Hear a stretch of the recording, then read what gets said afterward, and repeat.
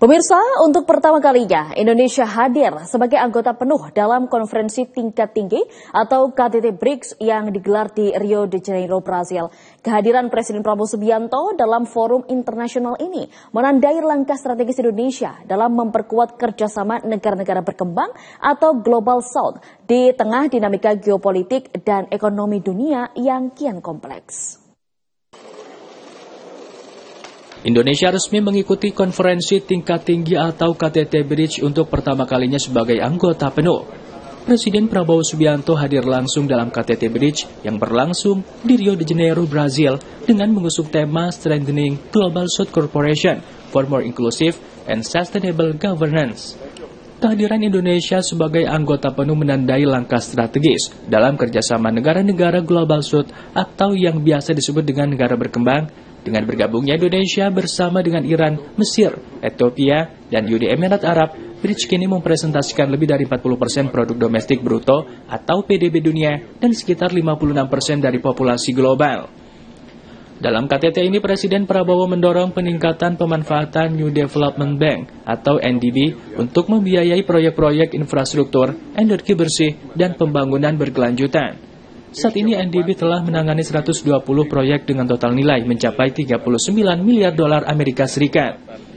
Menteri Koordinator Bidang Perekonomian Airlangga Hartarto yang turut hadir bersama delegasi Indonesia menyampaikan bahwa salah satu outcome dari KTT ini adalah Leaders Declaration yang memuat poin-poin penting seperti penguatan multilateralisme, stabilitas internasional, serta kerjasama perdagangan dan keuangan global.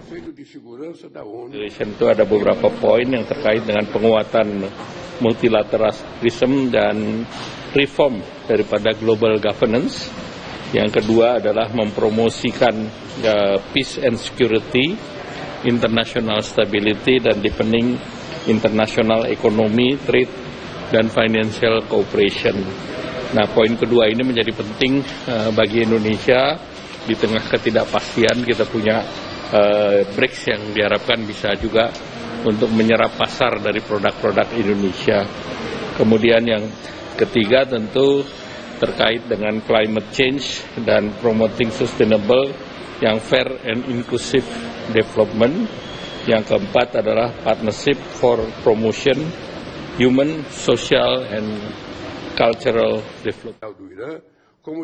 Sementara itu, Wakil Menteri Luar Negeri Armanata Nasir menambahkan bahwa BRICS diharapkan menjadi kekuatan utama negara-negara berkembang dalam mendorong reformasi sistem internasional termasuk World Trade Organization dan lembaga keuangan seperti IMF dan Bank Dunia.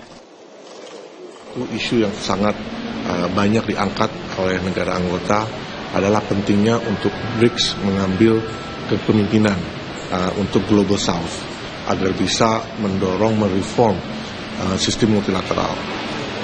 Dalam hal ini diharapkan BRICS bisa bersatu, menyatukan negara-negara Global South untuk terus mengingatkan bahwa hukum internasional, sistem multilateral yang kuat itu dibutuhkan oleh negara-negara berkembang untuk bisa menciptakan situasi kondusif untuk.